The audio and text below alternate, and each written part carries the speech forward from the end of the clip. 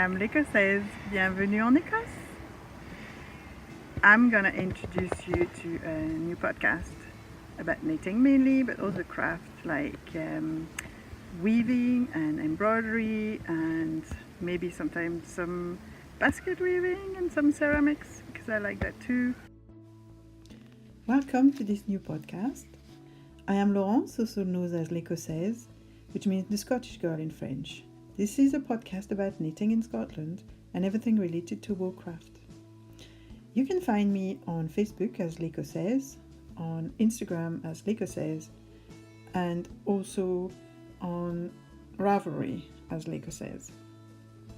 I am French, but I've been living in Scotland for 20 years. I first came 20 years ago in Scotland for my work, and as a knitter, it was some kind of long life dream to come to the home of Fair Isle and cables and all things wool related. Unfortunately, 20 years ago, there was not much happening in Scotland. I was a bit disappointed to see that there was more choice for me in Paris than there was in Edinburgh or Glasgow. So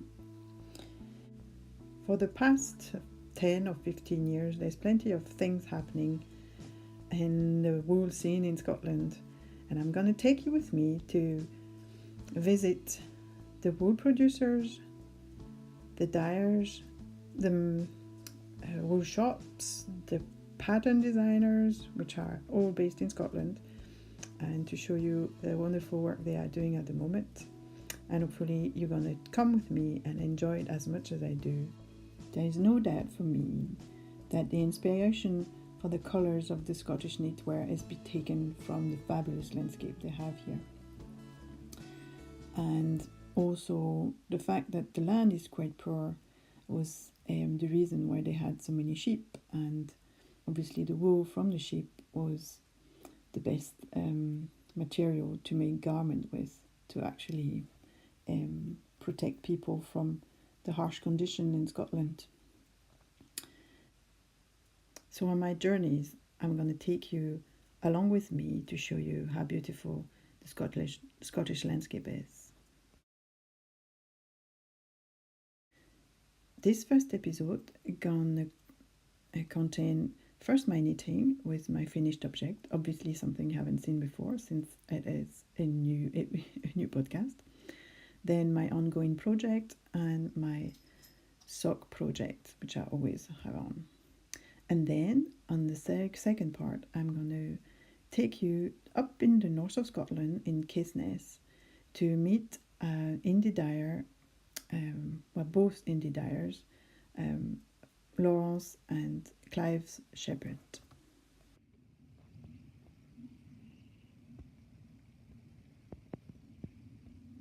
And as you can see, I'm in the middle of sunny Scotland, and I'm going to take you along in my journey to show you why I chose to live in Scotland and how much of a beautiful country it is.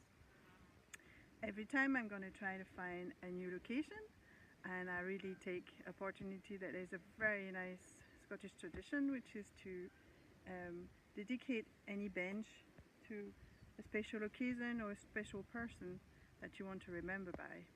So today I'm in Anprior and I'm sitting right in the middle of the fields, just beside the road, and we have a beautiful view up to the rolling hills, and at the background you can maybe see some of the some bed lomond, and some of that bench is being actually put here because they wanted to remember the Golden Jubilee from the Queen, and that was back in 2002. So to start with, I am going to show you my finished object. This is the Cecilia pattern for Emma Wright for the Yorkshire, West Yorkshire spinners, and I really like it because it's quite a steep stitch, more in the sleeves and in the front, and make it very sleek, and at the back you've got a very intricate lace pattern, and I really like it. So The wool I've been using is Illustrious, and it's a bit of a mix of BFL and alpaca, and that color is some kind of mustard, and I really, really like it. This is the one they recommended for the pattern. The pleasure of recording in the countryside. We have horseflies everywhere, so we might actually make it short.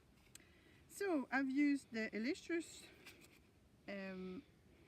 yarn, which is from the West Yorkshire Spinners, and it's 70% Falkland wool and 30% British alpaca, and I really like it. It's very, very soft, and the colorway is, let me see, I don't know if it's where they put them. It's a DK, so it's actually 225 meter for 225 meter for 100 gram bow. And the tension they recommend is 28 row and 22 stitch. And they recommend 5mm needle to do it, which I've used, and actually my tension was perfect. And as you can see, it fits perfectly well. I've used the large size, which is I think there was 116 centimeter around the chest, and that worked perfectly well. So I was very happy with that. Took me about 2 months to make it, and yeah, I mean that stitch, because there's a slip stitch in between two stitches, is actually taking quite a long time. It's definitely not the lace, which is the part which is taking the most time. It's definitely the sleeve and the front. Anyway, that is for finished object, and I'm going to remove it because it's actually quite hot today.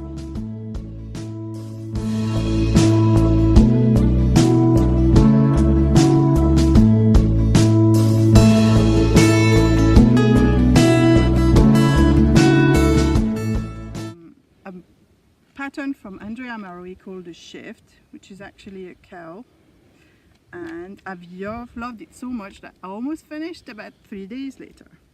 She recommends to use some variegated yarn from the Spin Cycle, but I wanted to use some pattern to actually use my Quiviute yarn that my husband had bought me when he went to Canada. So I've used this one, and you're gonna have to make and it's actually very nice. It's called Alaska, and the color is 05, but it's mainly, so I've gone use only the some part which are in Quiviute. The rest is mainly alpaca, and it's mainly from tannin alpaca in Cumbria, which I had a few skeins of yarn from. And so it's fingering weight, and apart from being the whole thing being the whole Quiviute being 100% Quiviute, this one is actually 45% alpaca and 35% merino with some silk as well. So it's very, very nice, and I really find it very soft. So yeah, as you can see, mainly the pattern is made in the bias. You start by doing a small triangle, and you keep on doing with different rows, alternating mosaic stitch with only one slip stitch, and then you have other bands which have two stitches together.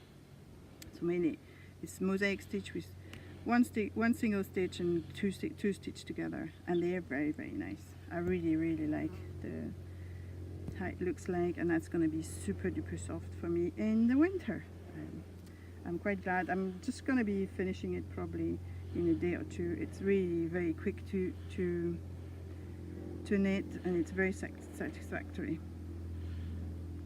So maybe next time, if I do another episode, if we survive the horseflies, actually you're gonna see it done, but maybe not. It depends how hot it is, because it's very, very warm and it's very, very soft. So maybe I can wait for the winter time to show you.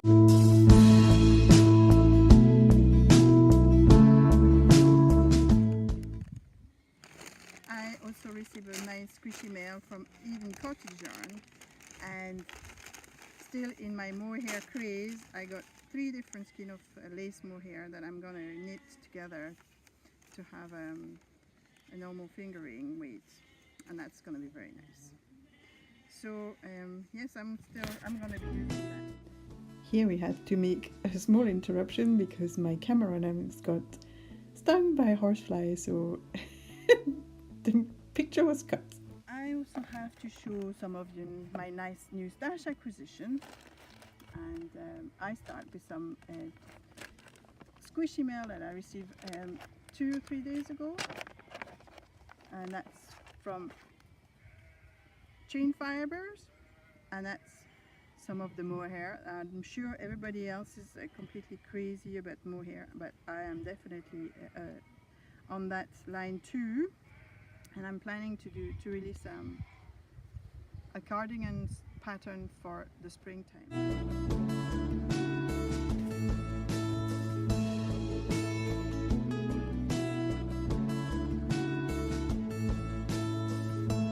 I usually have an ongoing sock project. This time is a pattern from the socks book, and it's actually pattern number 9. This socks book is by Stein and Stitch, and I think it's only available in German, but it's actually quite easily understandable. I mean, most of the pattern, as long as you have a written chart of what you have to stitch and how many stitches you have to cast on, and which size needles you need to use. It's pretty much all the time the same. So the yarn I've used for this is some sock yarn from Yay Socks that I got at a very nice little shop in Pittenweem called the Woolly Brew, and they have sold me that and it's really going perfectly well with the pattern I'm using, because the color actually are almost identical to what the pattern requires. So that's the first sock that I'm making just now.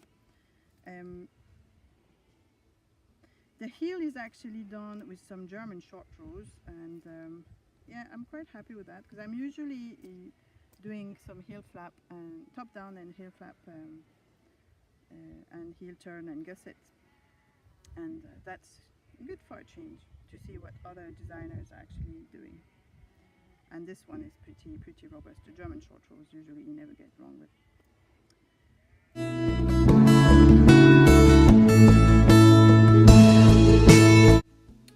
For that episode, we're going up north in the North Coast of Scotland in what is called the North Coast 500 route, which goes from Inverness on the coastal road up to Applecross. And on the way, we're gonna go and see the local yarn dyer called GONGCRAFTS. We're gonna pass some spectacular scenery, such as the Smoo Cave, and there I'm gonna talk with Clive and Lawrence Shepherd, who are indie dyers in a company called GONGCRAFTS, and they're gonna tell me everything from where they get their wool from, what's triggered them to actually start dyeing yarn, and how it is.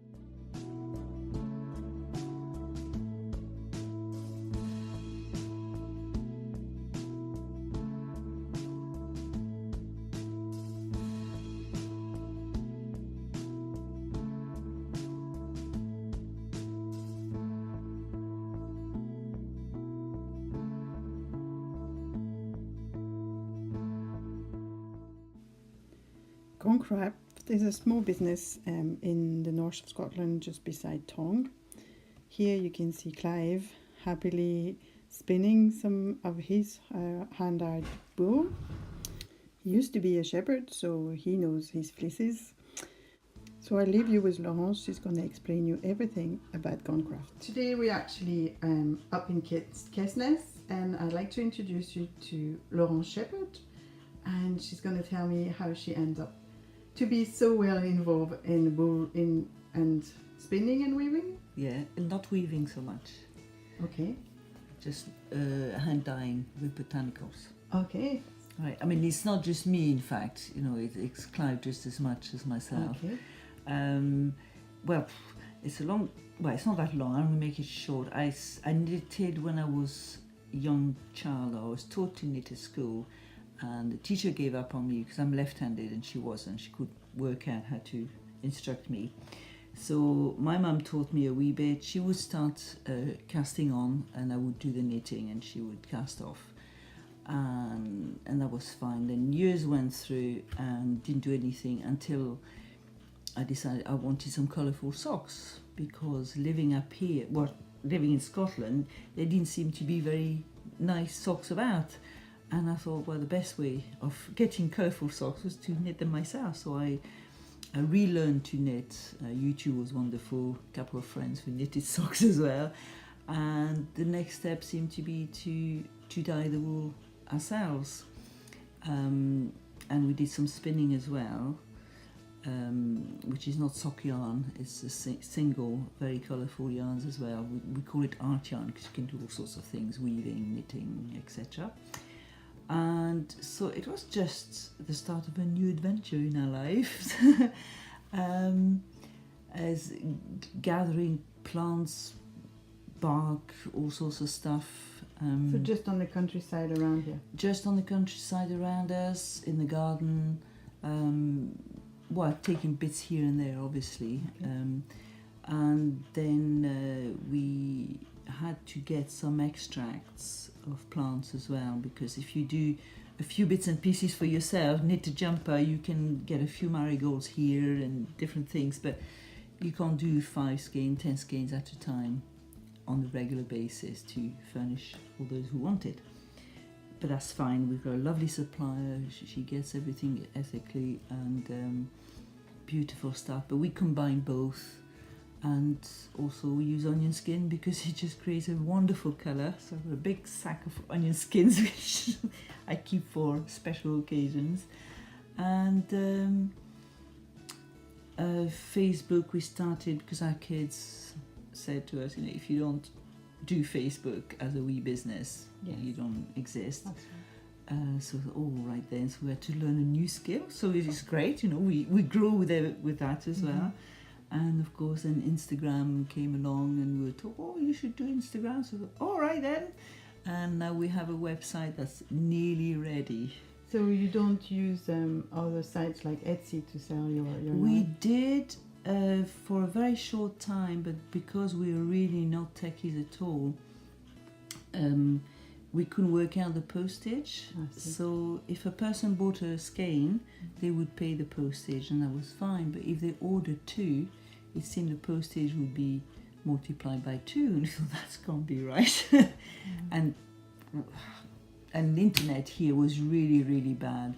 So trying to do some research, we thought, oh, forget it. So we just, I'm afraid, sorry Etsy, but we said goodbye to Etsy. And we do craft fairs, although less of those, but we're very loyal to Merkel, which is in Caithness, whereas here we're in Sutherland, despite our address. It's a strange setup, but that's what it is. And we go to wool festivals as well, so that's very exciting. And we have been asked to be Dye of the Month in a shop in Hampshire for the end of the year. And so we said, yes, that would be lovely. She features 2 dyes every month. So August or December, and we said, December please, and she said, okay, I will have 90 skeins please. And we go, oh my god. So where do you get your wool from? We get it from a mill in Yorkshire. It's already skeined up, obviously white, and so there goes all the preparations of mordanting. So it is already mordanted? No, we have to mordant it. So that means soaking the yarn well through, mordanted, wash it, and if it's one colour, it's easy enough because while you do your prep of your plants or extracts, you do the dyeing, and we leave it overnight in the pan, and we take it out, hang it out to dry to cure, so that makes the colour faster, and then you wash it and rinse it and dry it and reskein it, so it's nice and tidy. That's for one colour. Now if you do 3 colours or even 2, you do part of the skein, but you do the same system, so you will let it, leave it in the pan for overnight, you put it outside, cure it, wash it, rinse it, then probably re-wet the skein in order to do the other part of it. So that could take quite a long time. I mean, you're not at your stove continuously, but if you want a skein of rainbow, for example, that will require 3 colours, because there are overlaps which will make, you know, the 4th and 5th colour. So you could take a week to make one colour, one skein, but we do it 5 times, you know, for 5 skeins rather, because the pans allow it. But we do it on our stove, so we don't have great big machinery or anything. It's really done by hand. Everything is, we know these are the 5 special ones for today, and those will be the 5 special ones for tomorrow. So it's really very intimate, and we love that. Yes. Yeah. So when you have a jumper made out of your wool, it's unique. Yes, yes. We keep the recipes of all our, I was going to say the first one started very well written. I'm not entirely sure now, but you know, so we keep all the reference numbers, what we use, how much, etc. And we keep samples of all that, our colours. So if somebody bought a skein, I mean, these are reasonably recent, let's say 222, which is really nice actually. It's called, well, it's done with knapweed, so that we collected locally. We could replicate that, but excuse me, within reason, because we collected that knapweed maybe 3 years ago. In that place at that particular time. Yes, the weather might have. The weather will be different. You know, all sorts of things will be different, and so there's a uniqueness about it, which I think is attractive. Now, if you want something that's really set in stone, I think you have to buy commercial dyes, even though they do have their lot numbers. That's true. So there's that uniqueness about it, which is attractive. However, we try to replicate as close to it as possible. But we've said to people before, you know, if they see 1 skein or 2, say, oh, I want 3 more of those to make this item. So we don't get these 2. We'll make you a whole batch for the bunch for what you need. So it's much safer. And we play a lot with indigo as well, because it's just magical. Yes, when I was talking about that older lady teaching me a bit of natural dyeing, she was saying to me, oh, you're gonna love photo dyeing. And I had no idea that you put it in the light or in the sun, and that changes the color. Yes. No, it's fabulous. And yet when you take your yarn out of the pot, or the vat as it's called for indigo dyeing, so you've got your yarn in the vat and you take it out, but because there might be residue of indigo, you rinse it, you put it straight away in water, similar temperature of your vat, and let it rinse a minute, so it still looks the same sort of pale pastel green. And when you take it out, and you think, wow, it's just blooming in blue. It's just fantastic. Yes, it is. It's like magic. It is magic every time, and you know it's going to happen, but still it's just wow. So you're not doing any workshop to teach people how to do dyeing? We've been asked many a time, and in dyeing, in spinning, in spindling, knitting as well, knitting socks in particular, because Okay. people are amazed about that.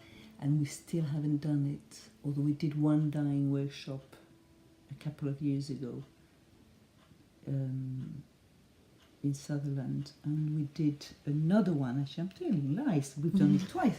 We did one in this archaeological gathering in the Yarrows. Where you had flint knappers, you had smelters, weapon makers, arrows and things like that, and we were asked to do something with woad, which we have done as well, which is the same principle as indigo. So we did with a campfire and everything, and that was great. So we had mini skeins, and all the kids and some adults came to do a wee bit of dyeing and enjoy the magic. Excellent. Yeah, it was lots of fun. So really something to do as well, but it's just basically getting organized as well as doing the work here. But yes, we've got a few lists of people who say whenever you do it, just tell me and I'll come. And people we've met in Edinburgh who say, well, we're really far up north, you know, I'll come anywhere. She said, you know. Did you have a booth at the Edinburgh Yarn Festival? We did the second and third year. We were in the market piece that was aside from the big hall. The first year, I want to say 2015, but don't quote me on that.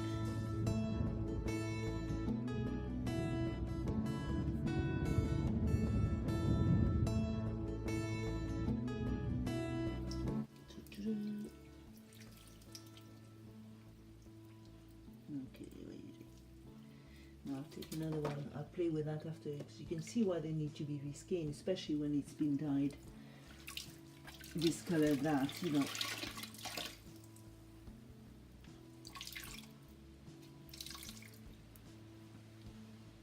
So this is the sock yarn, and it blooms. I mean, this looks really quite thin. Is that cochineal or is it just this one is... I have to look at my book. Yeah, I think it is cochineal, but we also use lac sometimes. So that will be more or less meeting, because it's not, you know, you can't get the strands exactly lined up. And into the indigo vat, which is just whole, so obviously you do one at a time. Make sure you overlap so you get all the bits of strands that are not quite, you know, like this white here, so you have to tease here and there, so it really is a labour of love. And plunge it in the indigo and time it, and of course the more you do, the longer you add a few, you know, maybe 10 seconds, 30 seconds depending, to get the right colour. But of course if you find, oh, this is a bit pilly-wally, because it will change again by the time you're dealing with skein 5, skein 1 will have already darkened a wee bit, so you have to go back and play. And the bath would be weakening as well, doing. Yes, it will. Yes, and no, it's just lovely. So that's the sock yarn. Is that?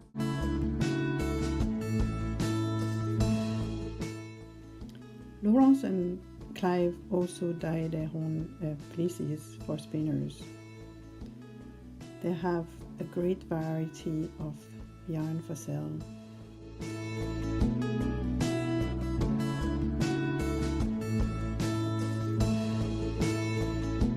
Yes. So that's the sock yarn of the rainbow, but that's a child's sock, of course. I'll show you this one. So that's the same. That's the same yarn as you just showed me. No. It's yarn, well, it's actually the one I need to do the blue with, so it's sock yarn. So 4-ply fingering is 100 gram, 400 meters. Yeah. This sock yarn is 350 meters, so it's slightly thicker. This is just merino. Now this is what we call metallic lovely. It's in the days when we used merino only, no merino silk.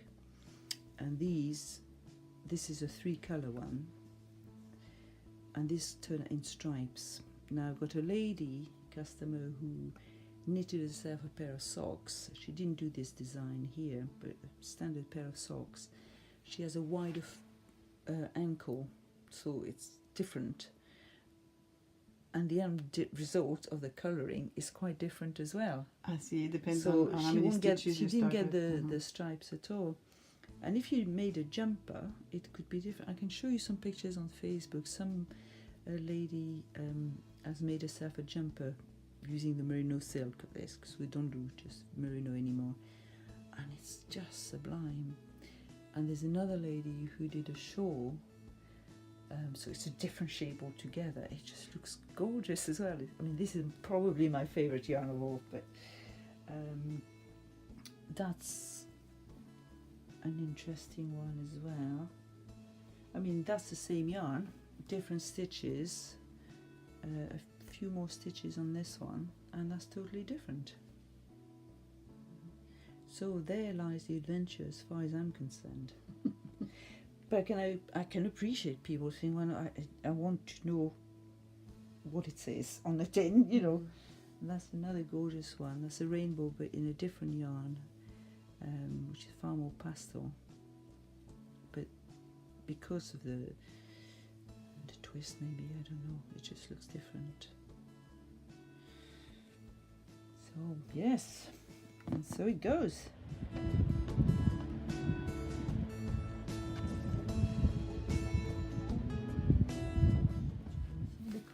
So you can go back over there. So we need to push walls, you know. Oh yes.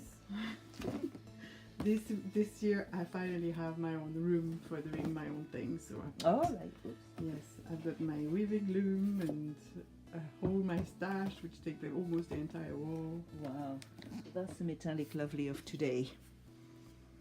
So it's much more luminous because it has silk. I see, yes, it's much more shiny. Mhm. Good. So, and I've got some at this moment in time curing outside. We did in the rain last night, to be fair, but we're at the phase where.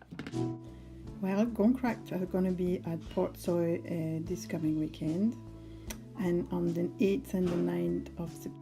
On the 8th and the 9th of September, GONGCRAFTS are going to be at the 3rd Perth Yarn Festival in Perth, Scotland. But in general, if you want to meet them and contact them, you can find them on Facebook at GONGCRAFTS and also on Ravelry, I think. And they're going to have trunk show down in Hampshire in England at the Handmade Studio Yarn Shop in Rowland Castle, Hants. And that's going to be on the 1st of December. Well, I hope you enjoyed my first episode at Lecossaise, the podcast, and I hope to see you at the next episode. We are going to be talking about Orkney this time. It's going to be a few of episodes about Orkney, and especially I'm going to be talking about the North Roland Sea Ship. See you then. Bye bye.